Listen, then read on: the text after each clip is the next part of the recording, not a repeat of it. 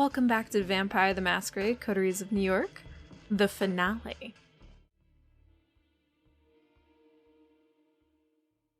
Out of all the places in New York City where the Prince and the Baron could meet, and it's Ellis Island.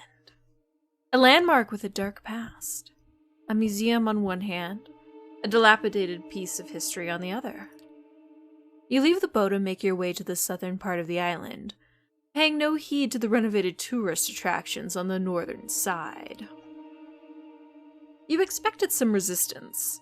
A night guard, a helicopter flying overhead, or maybe a New York Police Department patrol boat. Or NYPD is how I should say that. It's kind of awkward if I say the whole thing.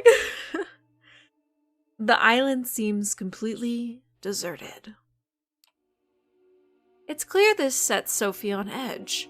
She's moving as quietly and subtly as ever, but you can see that she's eager to reach the particular house her intel pointed out.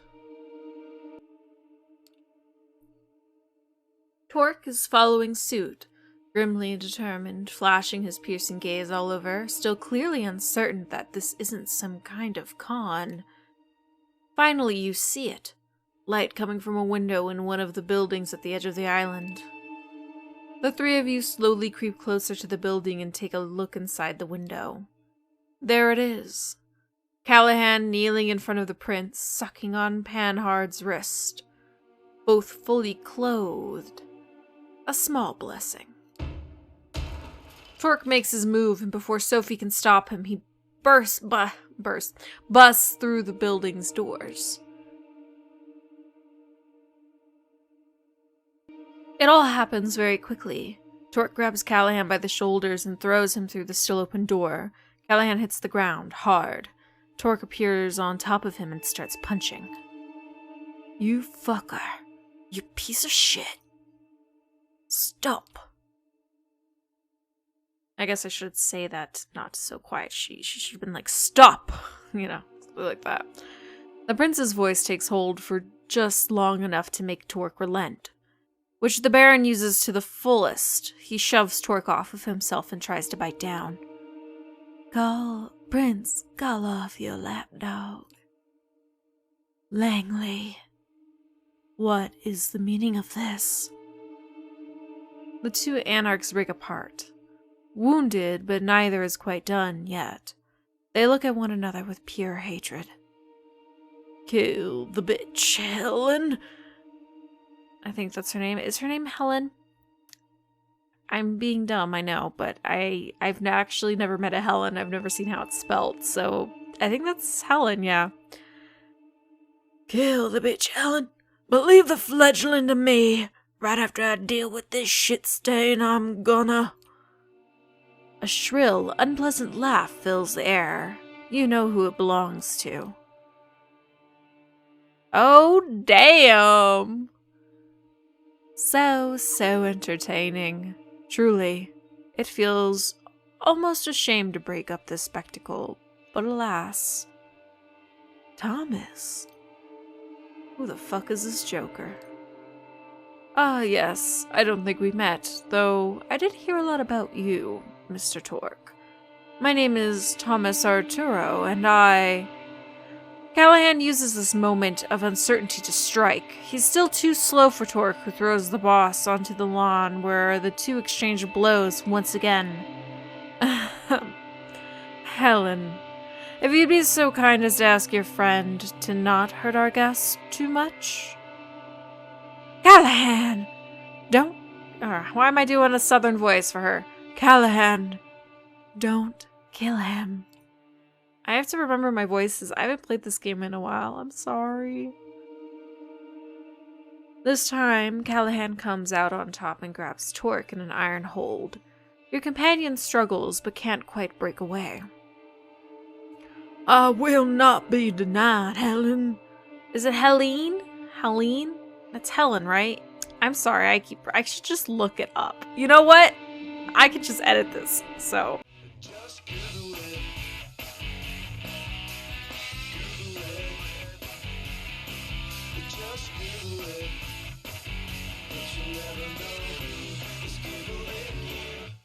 Okay, it's Helene. So, Helene. I will not be denied, Helene. Not this time. You will do as I command. And she will do as I command her, Douglas, old boy. What? Like I was saying before, I was so rudely interrupted. I feel like I need to break up this little spectacle. It's been going on for much too long. You think you're so smart, Langley. You and your clique figured out that there was something fishy going on all on your own. But you were always working with just a piece of the puzzle. Wasn't she, Lamar? Sophie looks to you, shocked and disappointed.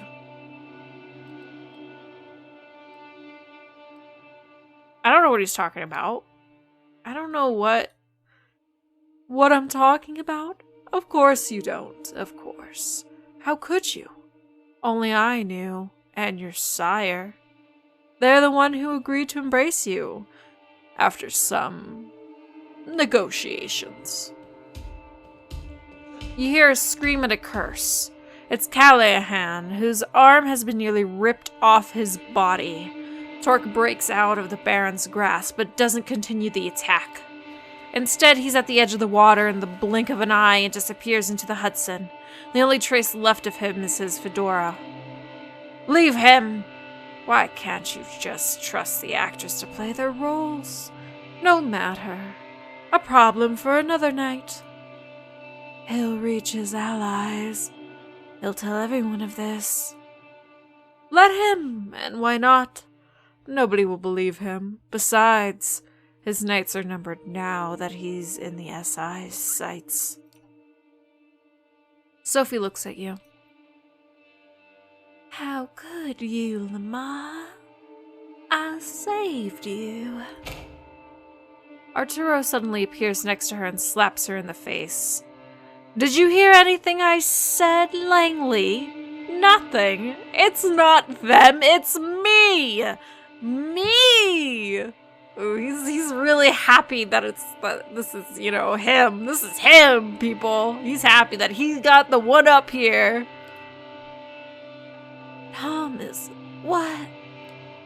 No, shut up! Shut up! I'm talking now. You've played this game all wrong. You were playing on one board, but you're just a pawn on another bigger board, see? You never realized the people at the top simply flip the chessboard over and punch you in the face whenever they don't like how the game is going. He motions to the remaining kindred. But the thing is, you weren't even adept at playing the game you knew. Lamar? Just another pawn placed on the board by my associate. You thought that you thought they were your piece. You took them in. But who gave you that idea? You returned to the night where you were judged by Prince Panhard. The woman in red, Sophie, somebody speaking to her, a man in glasses, the man standing before you now. This is cruel. We know what's going to happen. If only somebody would speak up for the poor child. They could be a useful tool for the Camarilla. Terror creeps onto Sophie's face. Of course, those are not the words you heard, were they? No. You were already grasping for some opportunity to further your scheme. I put the bait out, and you took it. Hook, line, and sinker. After that, it was only a matter of time before you started using Lamar as your errand boy. No one is quite as easy to track and monitor as a naive fledgling who's just learning the ropes. What is it that you want, Thomas? What do I want? Oh boy, the answer is so simple. It's so hard to put into words. Unstable stability, cutting-edge tales of thrills and intrigue that push it to the limit. And then return you to the tired and tested status quo, gently, infallibly. A system full of distractingly moving parts which simulate conflict so convincingly that its users never feel a need to direct their energy toward upsetting the system. Achieving the eternal through the disposable, building a city that's like a ship of Theseus, constantly changing its parts yet always maintaining the same purpose, serving the same goal at all times. A large-scale infrastructure that has something like an exhaust system for the spirit. Something that, disperses the toxicity around instead of concentrating it in a single place. None of what you're saying makes the slightest bit of sense. Arturo is momentarily stopped in his tracks. He stares into the sky for a few seconds before a sad grin appears on his face. Spoken like someone who's never really had what it takes to make it in the big leagues. With a theatrical snap of fingers, he gives his last sentence a sense of finality. Let's try that again. With a theatrical snap of his fingers, he gives his last sentence a sense of finality. Something's changed in the air. A woman's shape slinks behind Sophie's back. Goodbye, Sophie. A person appears behind Sophie. You can't believe your eyes. It's Adelaide Davis, holding garden shears in her hands.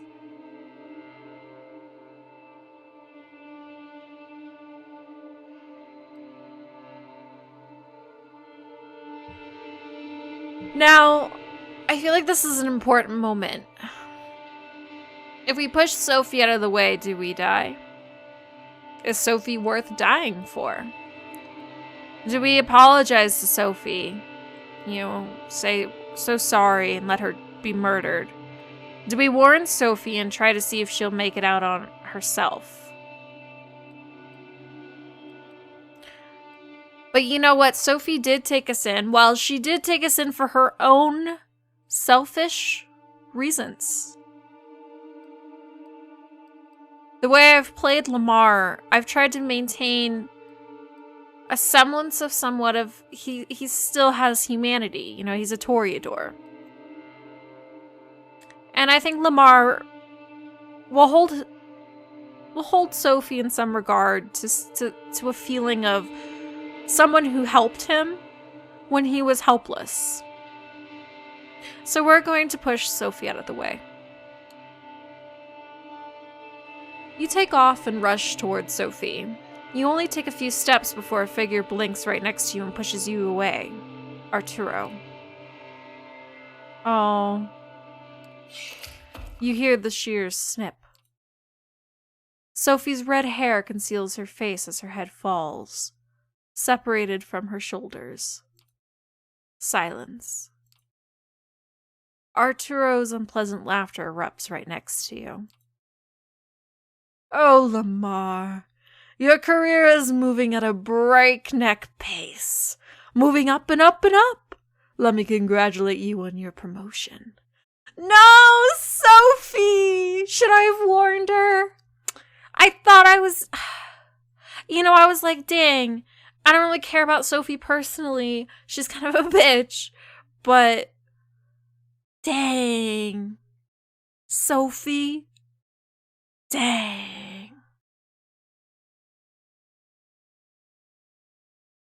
Alright.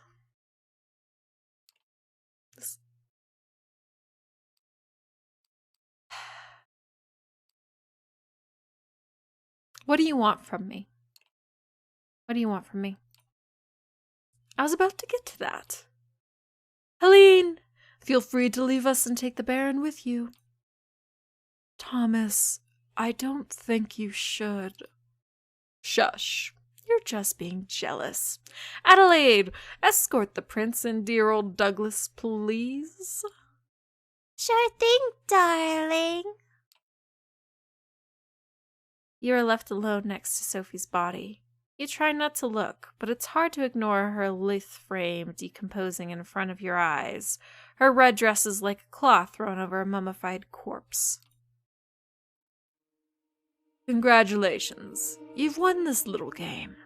You set out on a suicide mission and successfully brought down the power-hungry wannabe tyrant, even if it probably wasn't the way you imagined it.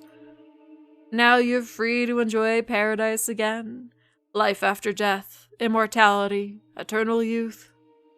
What they don't tell you is, of course, living in paradise is inherently sinful when not everyone can partake, but you have time to learn how to live with sin, don't you? He takes a melancholy look at the city skyline surrounding him, the Statue of Liberty and the lights of Manhattan shimmering in the distance. You know, New York taught me to believe in fate.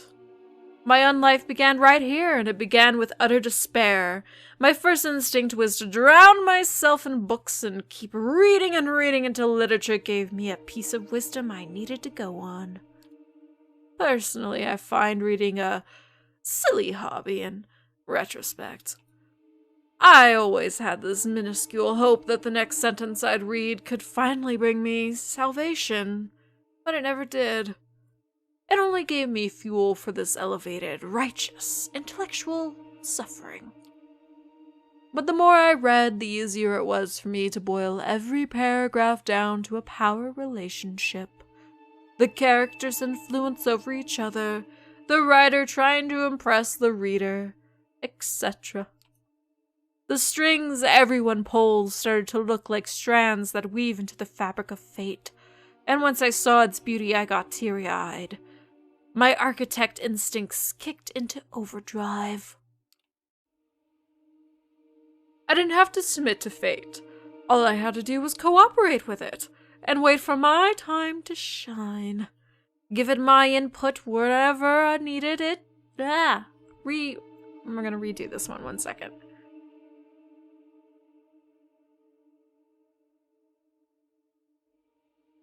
I didn't have to submit to fate. All I had to do was cooperate with it and wait for my time to shine. Give it my input wherever needed until it trusted me to do more. Thomas steps over what's left of Sophie, wiping his glasses with an elegant cloth from his pocket. And it did. Fate let me look after the city. With my architect's tools, I started quietly shaping the streets and corridors, while Kaiser and his ilk shaped the information flow.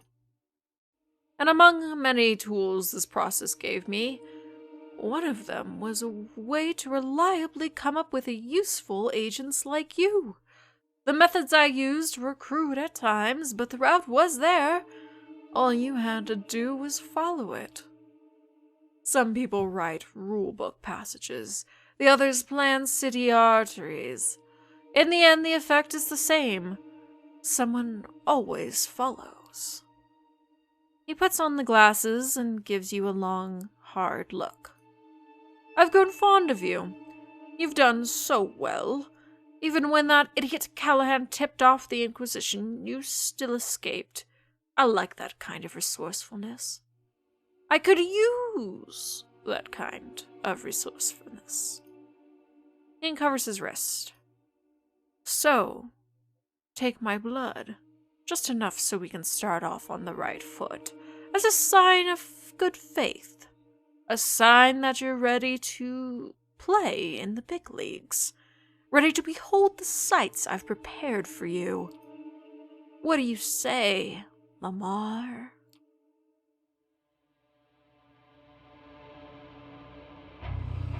Damn! That's the end?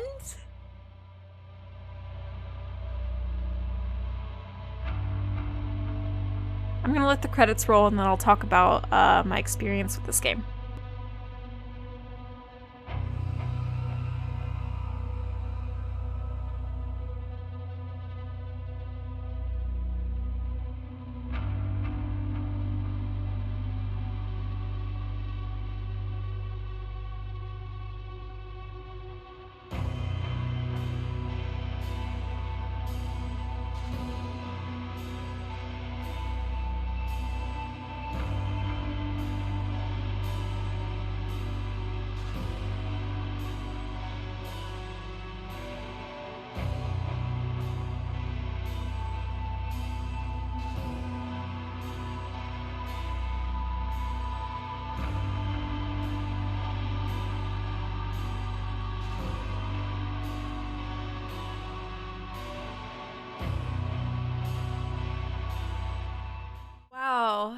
was quite the ride. You know, I made another character to redo the opening just so I could do every option. And you are able to talk to Arturo in the opening. So it was interesting. I didn't realize I would be timed to a certain number of nights, even though halfway through I was told of it, so I realized towards the end, and I was a bit saddened because, you know, I want to know everyone's stories. I want to keep getting to know these characters. I enjoyed them quite a bit. Yeah, it was just, wow, I feel horrible I got Sophie killed. I know Sophie wasn't the greatest, but I didn't think she was the worst. You know, Arturo seems kind of worse to me. Overall, I really enjoyed my experience with this game, which is interesting because I hang out on Reddit a lot. You might have interacted with me a few times if you hang out on the Vampire the Masquerade Bloodlines subreddit. Not the World of Darkness one, but the VTMB one. That's where I usually hang with my peeps there. Nothing wrong with the World of Darkness subreddit, of course. That's a good subreddit if you need information about the tabletop systems. And there's a lot of really good just lore info, just all of that. I suggest going there for that. But for if you just want to talk bloodlines, I would say VTMB subreddit is where you want to go. All right, enough plugging subreddits. But my whole point is, on the VTMB subreddit, a few people have talked about this game and how they didn't like it, how they considered the lack of being able to go and do everything made them, you know, feel, and how that was really fun to them. They didn't like how short the game is. They didn't like that. They don't like, some people told me that the replayability of this game is very, not high, because I guess a lot of the choices don't really differentiate and don't really change the story too much from what I've heard.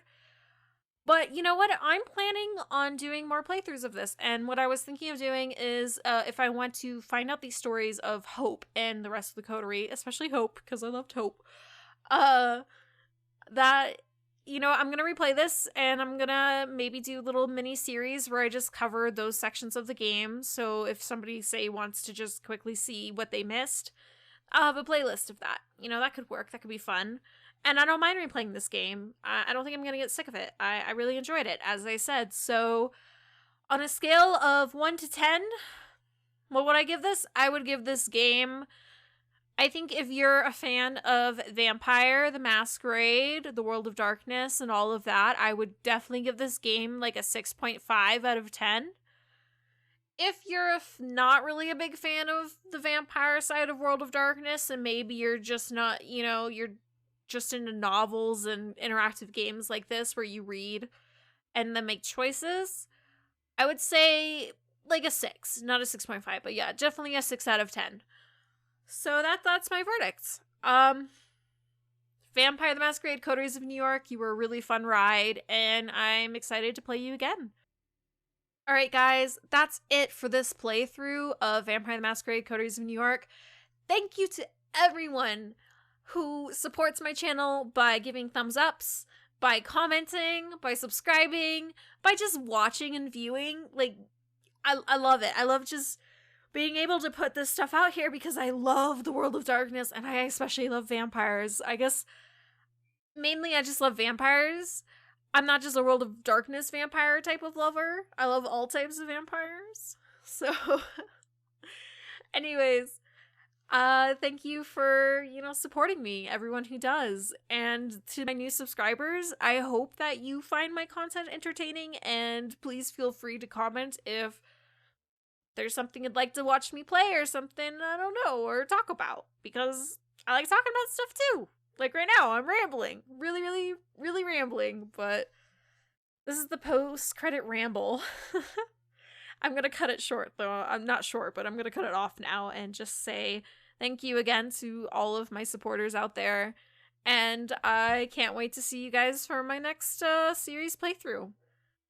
Maggots love you, but not as much as I do. Love, your malicious corpse. See you for my next Let's Play.